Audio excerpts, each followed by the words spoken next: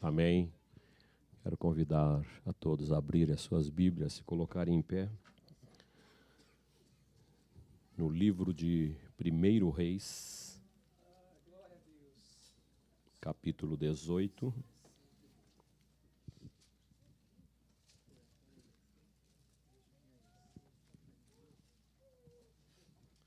Primeiro Reis, capítulo 18, versículo 21.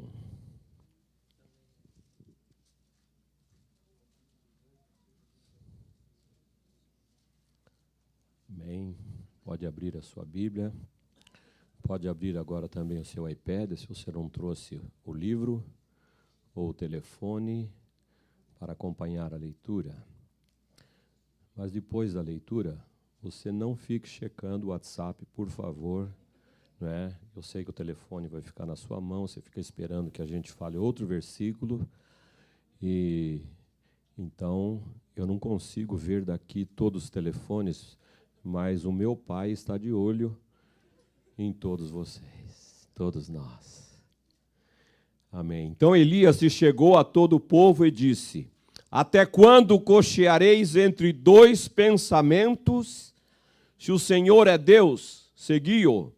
Se é Baal, segui-o. Porém o povo nada lhe respondeu. Nosso Deus, obrigado, Senhor, porque temos louvado, adorado, temos, Senhor Deus, cantado verdades, melodias que nós queremos te honrar com a nossa vida, Senhor. Amado Jesus, querido Jesus, para onde nós iremos sem o Senhor? Não há outro caminho, Senhor. Fora de ti, somente há perdição, há trevas, há condenação, Senhor. Mas nós temos te encontrado. Muito obrigado, Senhor. Por isso é que estamos aqui nesta manhã, louvando e adorando. Fala conosco através da tua palavra, em nome de Jesus. Amém. Amém. Podemos assentar. Essa passagem bastante conhecida dos irmãos. Confesso que essas luzes aqui me incomodam um pouco e ofusca a minha visão. Mas vamos com luz e tudo. Queridos, obrigado. Talvez não saia tão bom na filmagem, não é? Mas eu estava me sentindo melhor.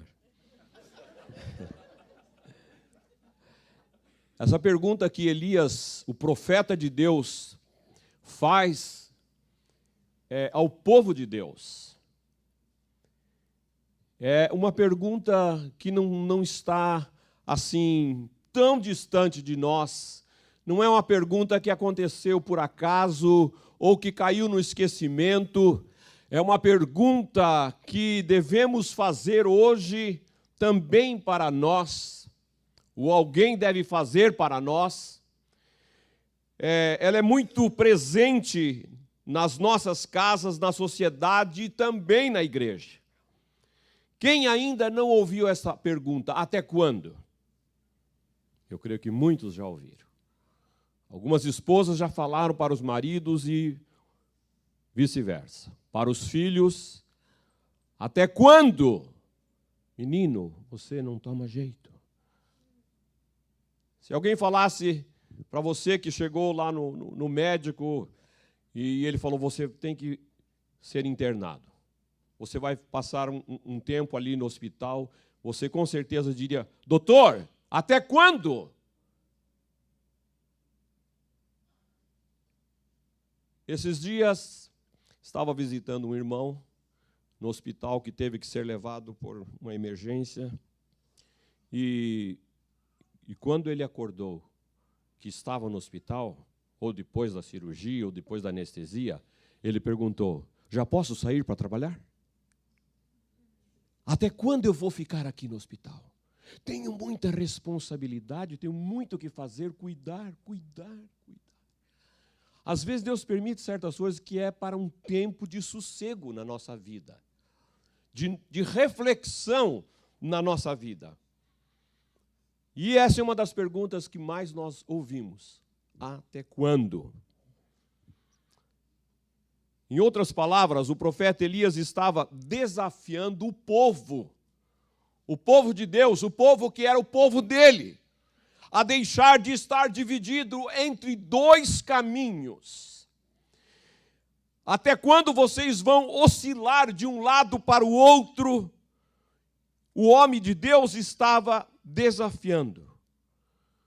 Não sei se acontece isso só comigo. Quando eu leio as histórias do Velho Testamento, do povo de Deus, eu fico pensando, mas que povo desobediente, mas que povo rebelde. Por que era tão difícil andar nos caminhos de Deus, já que Deus já tinha falado para eles? Se vocês andarem nos meus caminhos, nos meus mandamentos, obedecer a minha palavra, a minha vontade, eu serei com vocês, eu abençoarei vocês. Isso aconteceu lá com Josué, quando um dia ele teve que dar também uma palavra de até quando para aquele povo. Mas eles falaram, não, ô Josué, nós conhecemos muito bem quem foi Moisés e você, e nós vamos seguir ao Senhor. Nós vamos obedecer ao Senhor. Então, quando eu leio a história desses irmãos do passado, e que eu fico questionando, aí eu também lembro dos nossos dias, das nossas vidas, dos nossos irmãos, e eu falo para mim mesmo, somos todos iguais. Somos todos iguais. Já ouvimos a palavra, já recebemos a direção do Senhor. Para nós, já sabemos que Deus nos tirou das trevas para a sua maravilhosa luz. E vez ou outra, estamos cocheando entre dois pensamentos. Estamos divididos entre dois caminhos. Veja que quando Elias fez o desafio, eles ficaram calados. A palavra diz, porém o povo nada lhe respondeu. Nada lhe respondeu. Aí lembramos do velho ditado que diz, quem cala, consente. Os irmãos sabem. Quem cala, consente. Por quê? Porque eles estavam realmente divididos. Eles estavam andando em dois caminhos. Ora sacrificava a Jeová, ora sacrificava a Baal.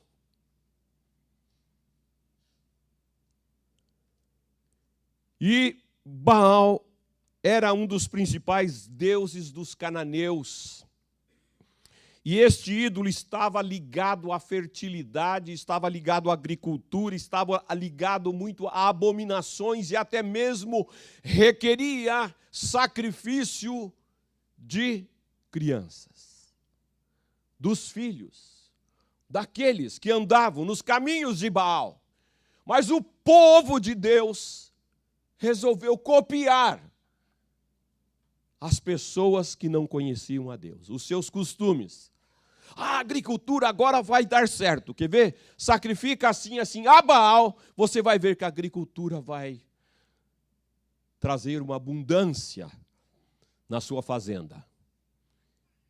E ao invés de dependerem de Deus, do Deus vivo, eles corriam para os caminhos de Baal. O que Baal pedia, eles começaram a fazer. Deus não pega ninguém de surpresa. Antes do povo entrar na terra prometida, Deus já tinha avisado. Vocês não andem nos caminhos, nos costumes deste povo que não me conhece. Não andem. Não casem com essa gente que não me conhece, que não seja do povo de Deus. E hoje o Senhor continua a falar conosco. 1 de João 2,15 diz, não ameis o mundo, nem as coisas que há no mundo. Se alguém ama o mundo, o amor do Pai não está nele. O amor de Deus não está naquele que ama as coisas do mundo. E você pode falar assim, mas eu não estou amando. Eu não estou amando. Pode ser que não esteja amando, mas está olhando e está fazendo o que o mundo está fazendo. E isso se chama de amor, de apego, de estar dividido entre dois caminhos. O profeta Elias desafiou o povo a deixar de cochear entre dois pensamentos, pois não é também pelo muito orar que alcançamos a resposta de Deus, mas sim o acertar as nossas vidas de acordo com a sua palavra. A palavra mostra quando nós estamos já desviando do caminho, quando já não temos prazer na lei do Senhor, em fazer a sua vontade. Cantamos letras lindas, maravilhosas, que Ele é o amigo, que Ele é o Senhor, que Ele é o Salvador. Mas na hora de render a Ele o louvor, a adoração, a obediência, a fidelidade, nós vamos para outro rumo. Escolhemos andar, às vezes, nos nossos próprios caminhos, ou caminhos de homens ímpios e maus que não conhecem a Deus. O diabo sempre está à espreita, pronto a colocar os crentes a cochear entre dois pensamentos, porque nós temos um inimigo muito terrível. Ele não quer que nós somente adoremos ao Senhor ou façamos a sua vontade. Ele quer também um pouco de glória, ele quer um pouco de obediência para ele. E se eu perguntasse para você, você está obedecendo o diabo? Você ia dar um pulo dessa altura e falar: o que é isso, pastor? Por favor, vira essa boca para lá. O que é? Não. Mas os nossos atos mostram que nós, vez ou outra, estamos fazendo isso, obedecendo a Ele. A mente é um campo de batalha e, infelizmente, o diabo bombardeia a nossa mente com pensamentos a fim de que você duvide da palavra de Deus. Será isso verdade? Será isso verdade? Deus vai fazer isso mesmo? Isso vai acontecer comigo? Será que Deus vai me punir? Vai me mandar para o inferno? Não, nunca vai mandar para o inferno. É você que está decidindo, indo para o inferno, com atitudes erradas, com uma vida que não condiz com a vontade dEle. Jesus avisou os discípulos: vigiai e orai para que não entreis em tentação. 1 de Pedro 5,8, outro aviso: sede sóbrios e vigilantes, eis que o vosso adversário, o diabo, vos rodeia como leão a rugir, procurando a quem devorar. Diabo, nosso adversário, o nosso inimigo, o inimigo de Deus, anda a rodear-nos. Ele vai encontrar uma porta aberta, uma brecha, em alguma situação que está acontecendo na nossa vida. Eu não digo a coisa de um dia que possa acontecer uma situação, um deslize, uma palavra, um mau testemunho, enfim. Isso não pode ser todos os dias, porque quando acontece todos os dias, aí a brecha vai se abrindo. E é onde ele, então, vai ter domínio a quem ele possa devorar. E sobre o profeta Elias, a Bíblia não fala muito a seu respeito. O nome de Elias significa Jeová é Deus. Jeová é Deus. Que nome gostoso, né? Jeová é Deus. Talvez foi por isso que Deus usou Elias para falar com aquele povo, para mostrar que Jeová é Deus.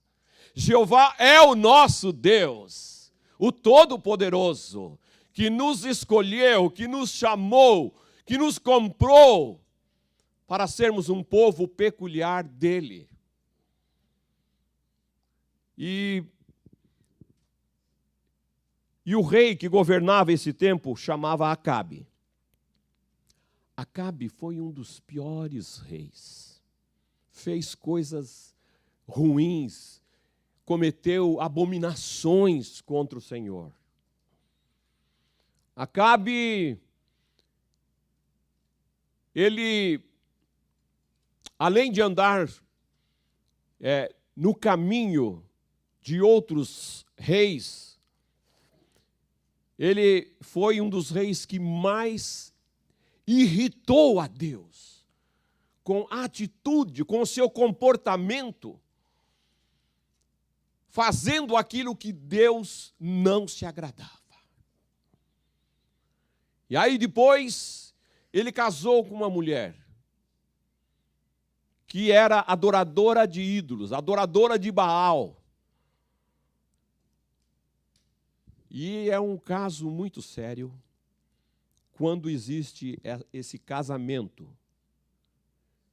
A Bíblia fala em julgo desigual.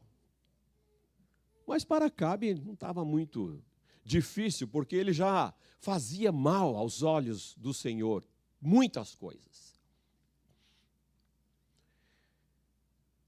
E quando ele casou com essa mulher, a mulher falou, e para agradá-la também, começou a construir holocaustos, postes ídolos, e com isso ela foi desviando o povo da verdadeira adoração.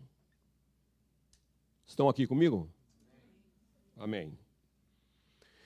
E ela chamava Jezabel, idólatra.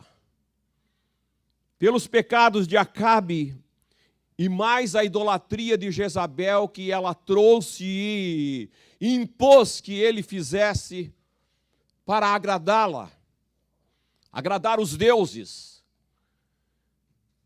Deus trouxe juízo sobre o seu reinado, decretando uma seca de 3 anos e meio.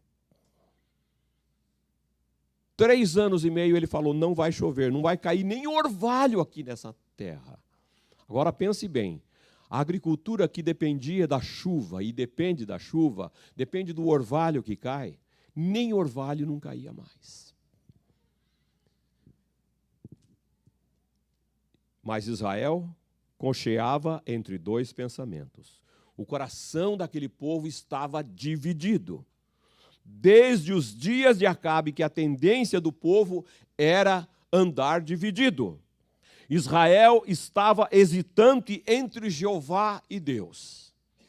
Quando Elias desafiou os profetas de Baal, ele viu que aquela situação não era a vontade de Deus. Deus falou com ele, Elias, este povo está cometendo este grande erro, este grande pecado, e eu preciso de você para avisá-los. Em primeiro lugar, pode avisar que não vai chover durante 3 anos e meio. O coração dividido, irmãos, revela dúvida e a fé vai sendo minada. Um coração dividido revela dúvida e a sua fé vai sendo minada, e isso é destrutivo. Traz destruição para a sua fé, traz destruição para a sua vida, traz destruição para a sua casa. Principalmente nós, homens, como sacerdotes da casa, nós precisamos mostrar à nossa família a fé que nós temos em Deus, a nossa dependência dEle.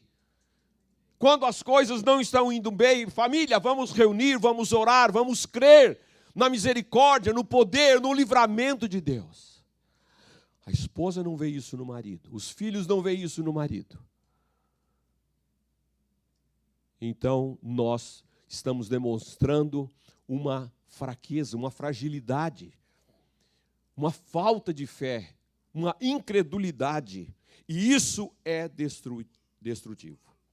A amizade com o mundo é inimizade contra Deus. O Senhor Jesus avisou e disse que não podemos servir a 2 senhores, ou servimos a Deus ou a Mamon. E Israel foi achado culpado da sua infidelidade. Você pode pensar, mas esse ídolo, o Baal, era terrível, pastor. Isso aí nem se nomeia lá na minha casa. Nós não temos um altar de Baal, ou um altar de esse nome ou aquele nome. Hoje os ídolos, irmãos, não precisam ser estátuas desse tamanho, ou o tamanho que você imaginar. Hoje os ídolos estão dentro de nós. Dentro de nós. E às vezes ele pode ser maior do que muitas estátuas espalhadas por aí. Deus abomina a idolatria. Qualquer tipo de idolatria, Deus abomina. E então, por causa destas coisas, a ira de Deus se acendeu contra o seu povo. E enviou Elias para este confronto, para que o povo soubesse mais uma vez que Jeová era o verdadeiro Deus. Mas durante 3 anos e meio em que os juízos de Deus açoitaram a terra, Elias esteve ausente, porque depois que ele falou que ia acontecer, 3 anos e meio sem chuva, sem orvalho, ele saiu. Ele foi andando para outros lugares, Deus proveu uma maneira de escondê-lo, porque, com certeza, as pessoas começaram a reclamar. Ô seu rei, olha o que aconteceu, esse homem aí falou que não ia chover, e não está chovendo, não tem mais agricultura, acabou o alimento, é ele o culpado. O rei era mau, maligno. Aí o que ele determina ou faz?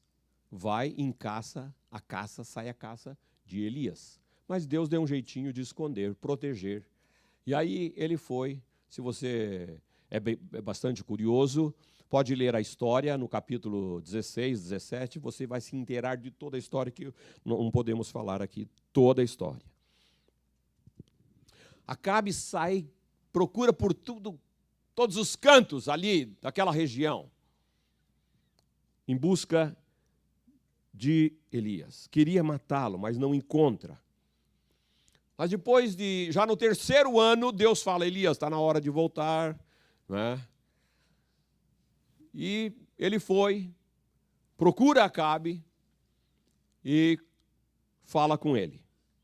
Faz o desafio, fala com Acabe, explica para ele a situação do que estava acontecendo e diz, vamos fazer um desafio. Perto de nós está o Monte Carmelo. Você convoque os profetas de Baal. E eu vou clamar a Jeová, e os profetas de Baal vão clamar a ele. Nós vamos fazer aqui um holocausto, vamos repartir, fazer um sacrifício. O povo será juiz. O Deus que responder com fogo ao clamor feito, esse é o Deus verdadeiro. O rei estava tão insensível. Topou na hora. Esses profetas de Baal vão fazer, você entendeu? Miséria, vai consumir tudo. E Elias vai ser reprovado, com certeza, talvez seja apedrejado pelo povo, né? O rei estava tão cego nos seus pecados, nas suas abominações, nas suas idolatrias. Ele aceitou o desafio e convocou Israel e os profetas ali para o Monte Carmelo.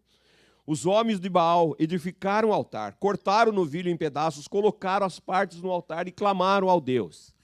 Aí começaram, grita para o Baal, grita, dançam.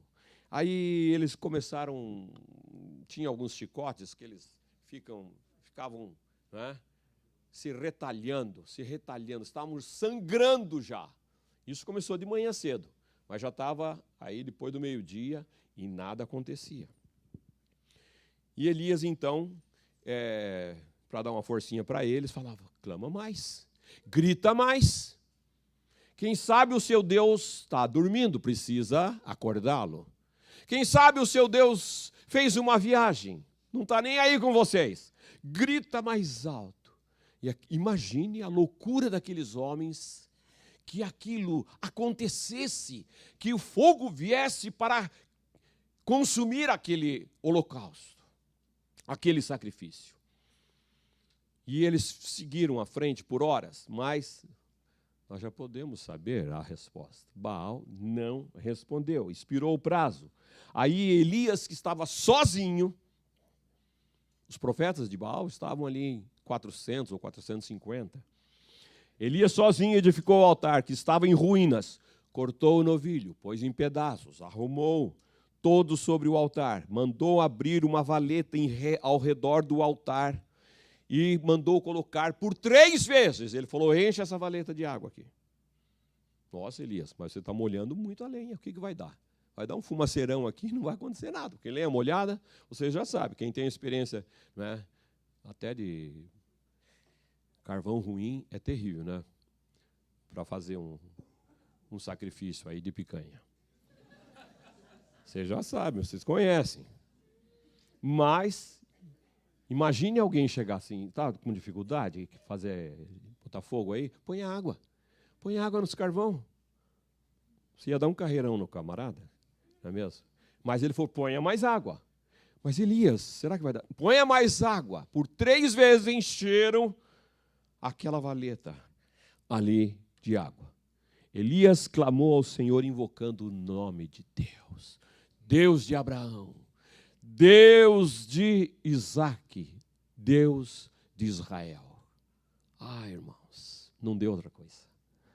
Não deu outra coisa. O fogo veio, consumiu o holocausto, consumiu a lenha, as pedras, e ainda diz que lambeu a água que estava na valeta, ou naquele rego aonde estava esta água.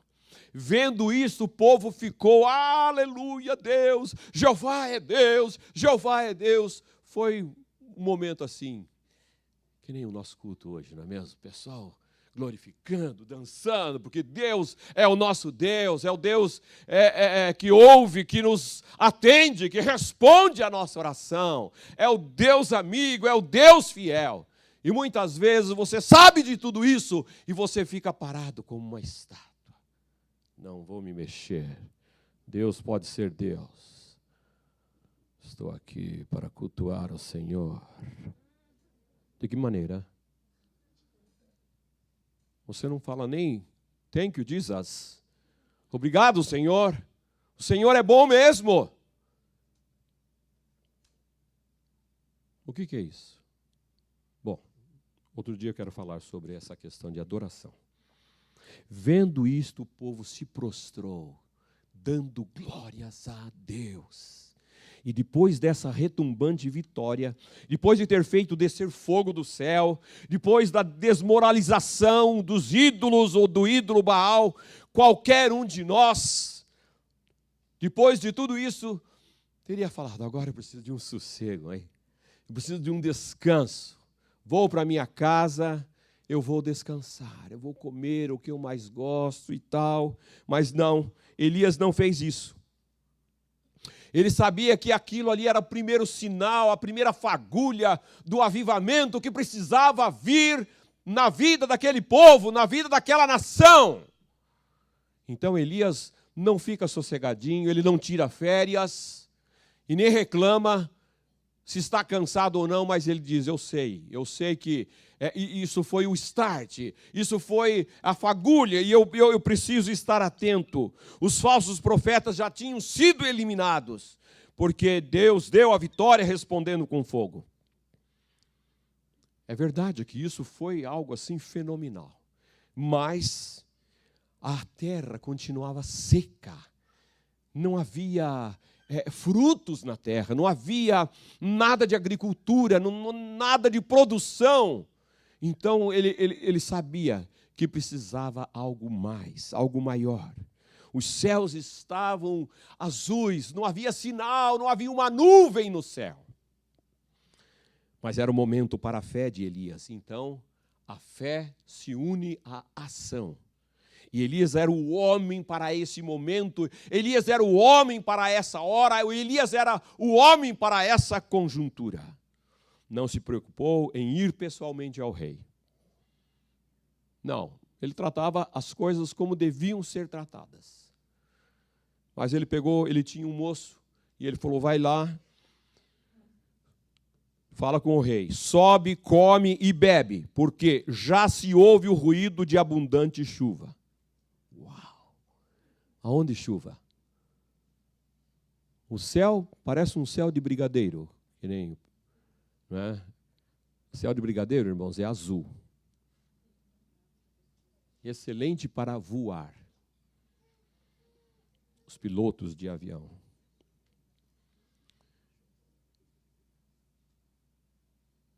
O céu estava assim. E aí o homem fala de chuva. Vai chover. Eu já estou ouvindo um estrondo de uma grande chuva. Elias anunciou o rei e o povo de Israel um avivamento, que chuvas cairiam logo. Era o que o povo mais esperava. Era o que o povo mais ansiava, era chuva sobre aquela terra seca. Mas o profeta de Deus já ouvia o ruído de uma abundante chuva. Estava no caminho da bênção. E para que o avivamento acontecesse, Elias precisou fazer a sua parte. Qual a primeira coisa que Elias fez e que eu e você precisamos fazer para que aconteça um avivamento nas nossas vidas? Para que aconteça um avivamento na nossa casa? Talvez você possa dizer, pastor, por favor, venha aqui na minha casa porque as coisas não estão indo bem, está precisando de algo diferente, está precisando de um avivamento aqui, eu não estou aguentando mais. O que você está fazendo para que esse avivamento chegue na sua casa, chegue na sua vida? Ainda não fiz nada, então precisa fazer alguma coisa. Algo precisa ser feito. E depende da nossa atitude, da nossa decisão. Porque falar muitas vezes não resolve nada, você sabe. Precisa ação. Precisamos de ação. Então, em primeiro lugar, tirar o Baal do nosso caminho. Eliminar o Baal do nosso caminho. No caminho das torrentes de Deus que se precipitariam sobre as ressequidas terras de Israel, havia um obstáculo. Quem era? Baal.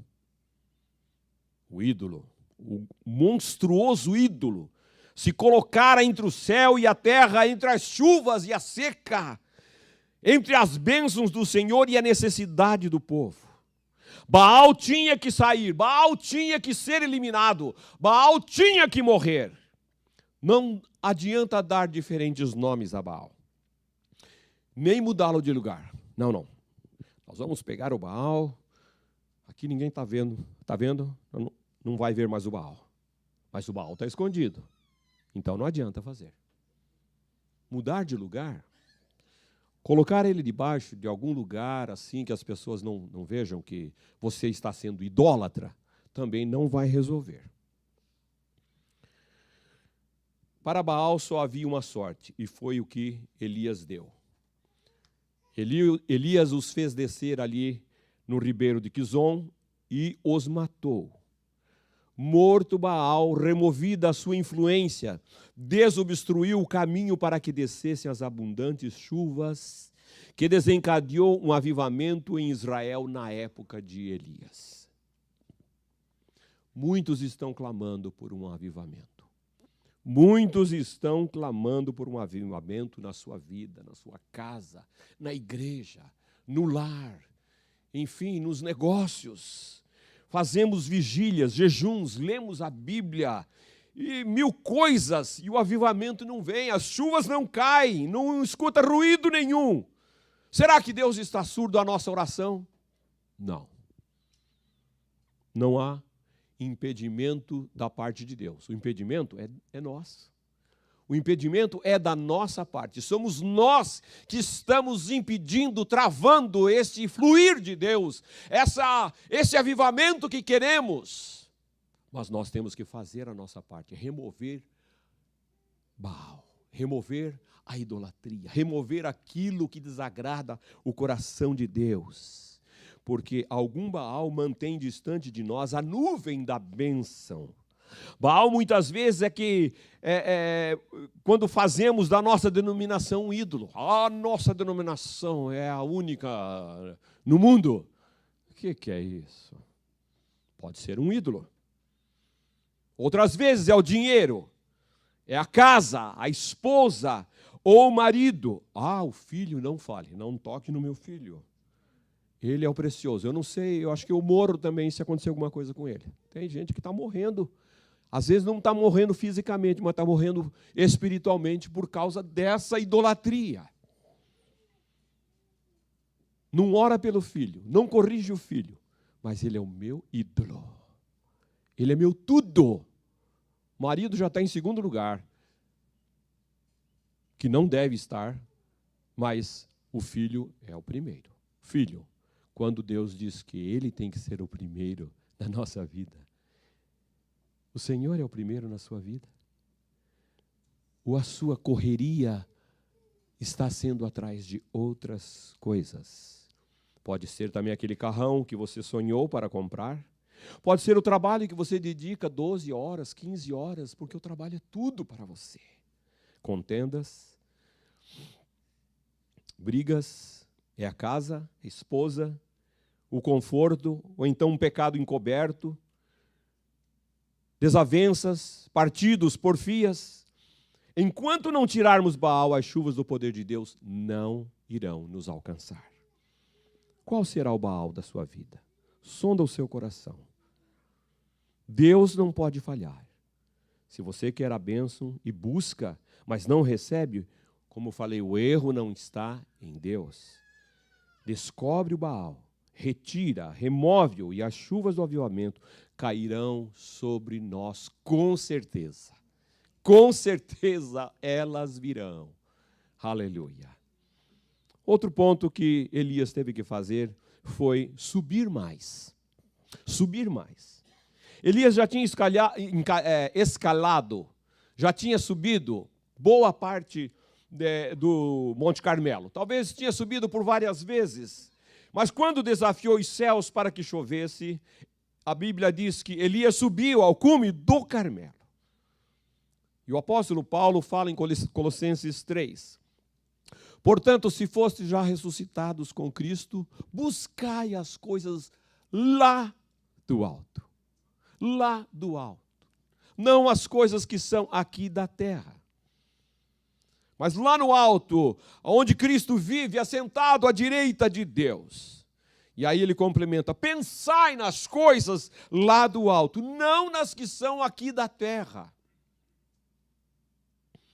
Por quê? Porque morreste. Porque morreste, e a vossa vida está oculta juntamente com Cristo em Deus. Por isso nós precisamos buscar as coisas do alto. Subir, subir.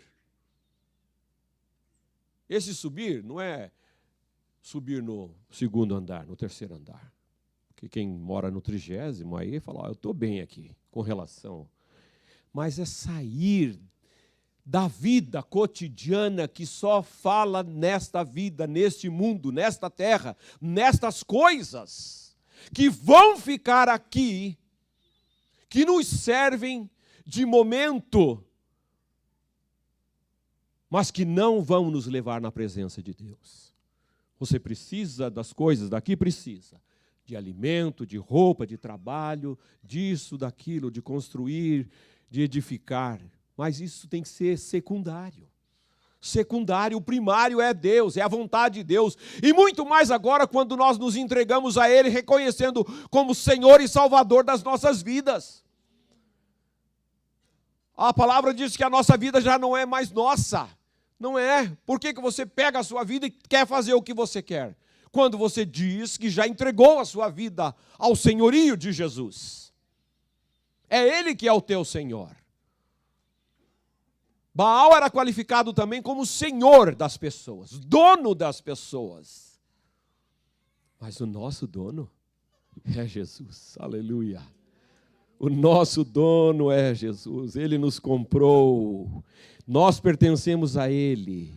Ele nos redimiu, Ele nos resgatou para o louvor da sua glória. Não podemos dividi-lo. Não podemos dividir o senhorio de Jesus com outras coisas. Não podemos dividir. Não podemos dividir. Só dele e para ele. Aleluia. Por isso subamos à presença do Senhor. Terceiro lugar, o que Elias fez? Humilhação. Vida de humilhação. Ah, pastor, esse negócio de ser humilde não está com nada, não. Hoje em dia, aqui nessa vida, tem que ser orgulhoso mesmo. Não está certo, irmão. A Bíblia não fala isso. E nós queremos imitar a Jesus. Como foi falado, cristão quer dizer pequenos Cristo. Você é cristão? Claro. Sou o primeiro. Mas a sua vida parece com Jesus? Isso é difícil. Então, como é que fica? É cristão ou não é cristão? Ou paramos de falar que é cristão, que sou cristão. Porque hoje cristão também generalizou. Tem várias religiões aí que dizem que são cristãos, estão incluídos no rol dos cristãos, no número dos cristãos, nas pesquisas, quantos cristãos existem no mundo, milhões e milhões. Também, pelos frutos, vocês vão conhecer. Também não devemos julgar. Os irmãos lá da Igreja Católica, está cheio de salvo na Igreja Católica, não é?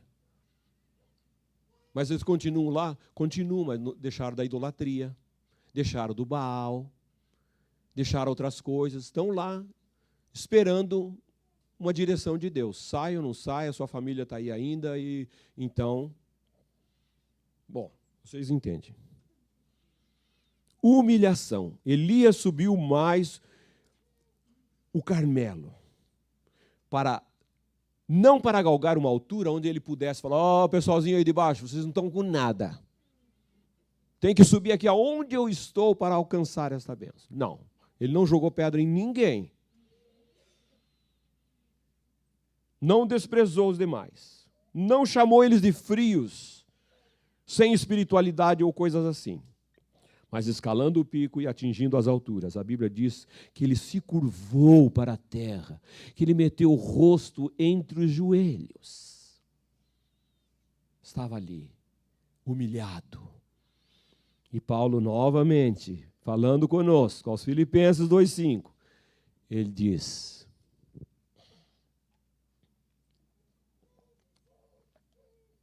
Filipenses 2,5 é um assunto que nós vamos estudar aí nas casas, já. Filipenses 2,5. Tende em vós. Não é, pastor, você precisa ter. Irmão, irmão, você mesmo, você precisa ter. Não, a palavra diz, tende em vós o mesmo sentimento que houve em Cristo Jesus. Olha aí, o cristão. Então, tenha em você este sentimento que houve em Cristo Jesus. Pois ele, subsistindo em forma de Deus, não julgou como usurpação o ser igual a Deus. Antes a si mesmo se esvaziou, assumindo a forma de servo, tornando-se em semelhança de homem. E reconhecido em figura humana, a si mesmo se humilhou, tornando-se obediente e até a morte. E morte de cruz. Até a morte de cruz. Senhor, todavia seja feita a tua vontade. Seja feita a tua vontade. Ele se humilhou. E quem somos nós? Diante desse tamanho exemplo do nosso Senhor e Salvador Jesus Cristo, para continuarmos, muitas vezes arrogante nesse orgulho, nessa soberba, quando as Escrituras nos recomendam que não sejam egoístas, não vivam para causar boa impressão aos outros. Sejam humildes, pensando dos outros como sendo melhores do que você mesmo. Pastor, mas eu sou melhor que muita gente aqui. Não, a Bíblia está falando ao contrário, que você pensar que eles são melhores do que você é. Eles são, olha que maravilha, que irmão, que tal, isso. Eles estão fazendo, eles buscam ao Senhor. Não, o irmão, não, mas ele faz isso. Este irmão é uma benção, esta irmã é uma benção. E também, outro ponto, Elias é a oração. Novamente, com o rosto metido entre os joelhos, ele estava ali travando uma grande batalha da sua vida. Não é contra o diabo e nem contra o homem algum, mas é uma batalha diferente, é uma batalha com Deus. Deus, eu não suporto mais a minha vida, esta vida fraca, esta vida miserável. Senhor, eu não consigo orar. Eu não leio a tua palavra já faz 10 anos. Senhor, tem misericórdia de mim. Ou eu mudo, ou eu mudo. Essa é a decisão. Tem que mudar. Tem que orar. Abraão venceu a oração. Venceu em oração a Ló, que foi libertado dos inimigos ali em Sodoma e Gomorra. Jacó venceu no Jaboque em oração, porque prevaleceu com Deus e depois venceu o seu irmão Esaú. Moisés venceu em oração a batalha de Midian, do Egito, e assim por diante. Vários homens de Deus têm vencido na oração, venceram na oração. Muitos têm vencido hoje, mas muitos não estão vencendo porque não oram. Porque não oram. Pedro foi liberto do cárcere em resposta às orações da pequena igreja. Olha a responsabilidade da igreja em oração. Pastor Pedro está preso. Ele provocou as autoridades. Então é isso. Tinha que ficar preso mesmo. Não. Senhor, liberta. Estão prendendo agora alguns missionários no mundo. Na Turquia, em outros lugares, nos países muçulmanos, prendendo, matando. A igreja tem que orar. A igreja tem que orar em favor desses irmãos que estavam pregando, conduzindo muitos a Jesus e agora foram paralisados por causa dos inimigos. Sem oração não pode haver avivamento. Oremos e oremos muito para que os céus nos visitem com grande e poderoso avivamento, que venha abalar os alicerces da incredulidade, que venha abalar os alicerces da idolatria, da feitiçaria, do álcool, do cigarro, das drogas, da imoralidade, do pecado e outros tantos. Oremos por isso. Oremos. Deus vai responder. Deus vai responder. E finalizando, a perseverança. A perseverança. Ao entrar na batalha de oração, Elias ordenou que o seu moço fosse olhar para a banda do mar, para ver se havia alguma nuvem. Moço, vem aqui. Vai lá na banda do mar ali e olha como está o céu. Foi lá. Ô Elias, o céu está azul, mas não vejo nada. Não sei quanto tempo passou. Elias, moço, vai de novo. Vai, volta, e daí? Nada. Terceira vez, a quarta vez, quinta vez. Ele podia falar, realmente, com esse céu que está aqui, com esse sol, acho que é melhor a gente ir para a praia. Não é? Porque não vai chover mesmo. Não tem nenhum vestígio de chuva. Mas, enfim, eu quero que você complete até 7 vezes. Não é que existe assim, quando você fizer 7 semanas de oração, vai acontecer. Pode ser que aconteça na segunda. Agora, se passar a 7ª também e não acontecer, não desista.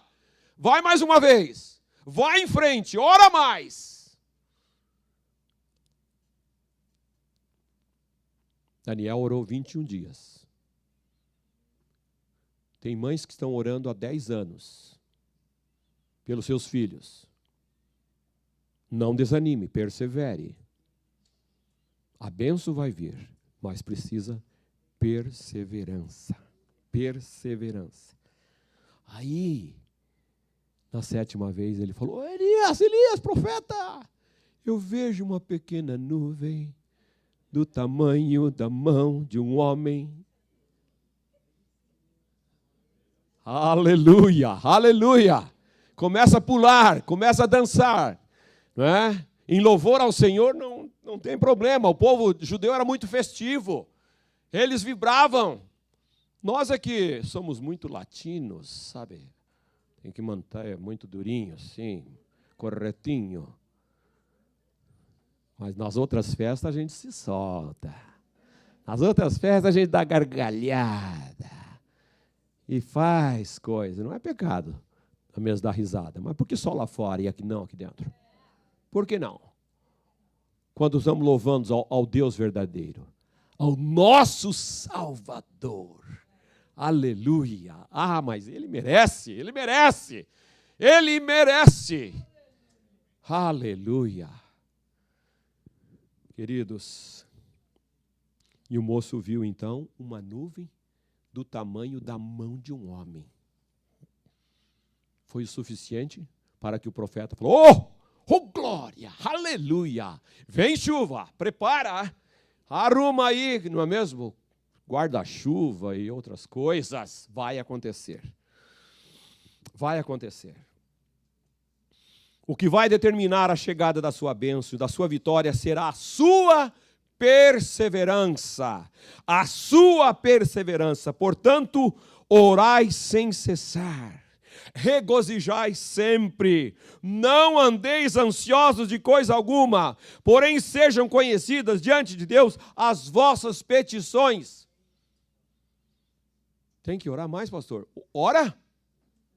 Ele diz que em tudo sejam conhecidas diante dele as vossas petições, pela oração e súplica e com ações de graças. Com ações de graças. Depois de tanta oração, você começa a louvar e agradecer, e louvar e agradecer.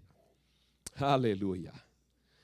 Você quer ver mudanças na sua vida, na sua casa, experimentar esse avivamento de Deus? Pode ser que a sua busca, esse avivamento na sua casa vai chegar. E depois dessa fagulha vai começar a contaminar outros, porque você já não vai ficar mais calado, você não vai ficar mais sossegado. Quem chegar perto de você, sabe, irmão, sabia da irmã fulana, não quero nem saber, não quero saber, eu quero saber que Deus está movendo a minha vida em oração. Deus está movendo a minha vida em testemunho. Deus está movendo para que eu coma do alimento espiritual. Aleluia. Essas coisinhas aí não quero mais saber. Não tenho mais tempo para isso. Meu tempo agora é para o Senhor. Pare de estar dividido com Deus. Pare de estar dividido com Deus. Dê um basta. Um basta nesta situação de agradar a dois senhores, de andar em dois caminhos, de cochear entre dois pensamentos, porque Ele te quer por inteiro. Ele te quer por inteiro. Lance fora qualquer tipo de Baal da sua vida, da sua casa. Saia dessa vida rasteira, terrena, suba para as coisas de Deus.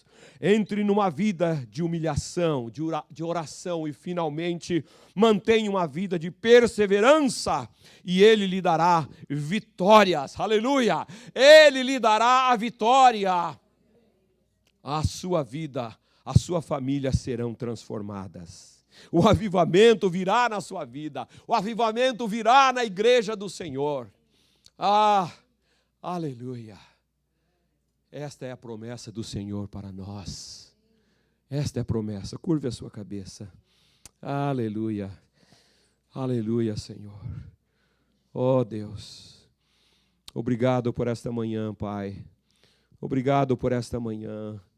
Nós olhamos para dentro de nós e vemos, Senhor Deus, que muitas vezes estamos divididos entre as nossas coisas, Senhor Deus, aquilo que tanto gostamos desta vida terrena, passageira, que vai ficar aqui, que nós não vamos levar nada dela. Desta vida, Senhor, que nos afasta de Ti, Senhor. Perdoa. Perdoa, Senhor, os nossos pecados, a nossa divisão. Perdoa porque nós queremos estar lá e queremos estar aqui. Queremos agradar aquele outro Senhor e também a Ti, Senhor. Mas nós sabemos que o Senhor é o único Senhor na nossa vida. É somente a Ti e para Ti que devemos viver, adorar, louvar, gastar a nossa vida, gastar os nossos anos. Não sabemos quanto tempo ainda ficaremos nesta terra. Há muitos jovens, há muitos que estão já perto, Senhor Deus, daquela idade de enfado e canseira. Mas, Senhor, o que temos feito para Ti? O que temos feito para Ti? O que temos feito para Ti? Como chegaremos, ó Deus, diante de Ti, de mãos vazias? Não, Senhor. Não, chega de hipocrisia e falsidade. Queremos é viver uma vida abundante. Queremos é viver, ó Deus, aquilo que o Senhor tem reservado e sonhado para nós.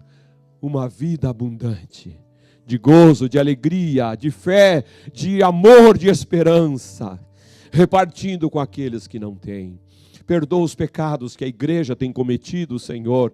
A falta de amor e misericórdia pelas almas perdidas. Perdoa, Senhor. Perdoa, Senhor. Perdoa, Senhor. Meu Deus, meu Pai. Ah, Senhor, nós sabemos e nós confessamos que o Senhor é o Senhor da nossa vida. Jesus Cristo é o Senhor da nossa vida. Ah, Senhor, e se existe alguma coisa escondida, que o Senhor venha nesta manhã mostrar, que o Senhor venha nesta manhã revelar. Ó Deus, aqueles que já não conseguem mais ver, aqueles que não conseguem mais perceber, que estão divididos entre dois pensamentos, entre dois caminhos. Ó Espírito Santo de Deus, nós clamamos, nós queremos servir somente a Ti, Senhor, somente a Ti. E não olhar atrás. Te agradecemos, Pai, pela Tua misericórdia, que o Senhor ainda fala conosco, o Senhor ainda nos adverte, que o Senhor nos mostra. Oh Deus, a Ti rendemos, Senhor Deus, o nosso louvor, a nossa gratidão, em o nome de Jesus, amém. Amém. Deus nos abençoe, amado.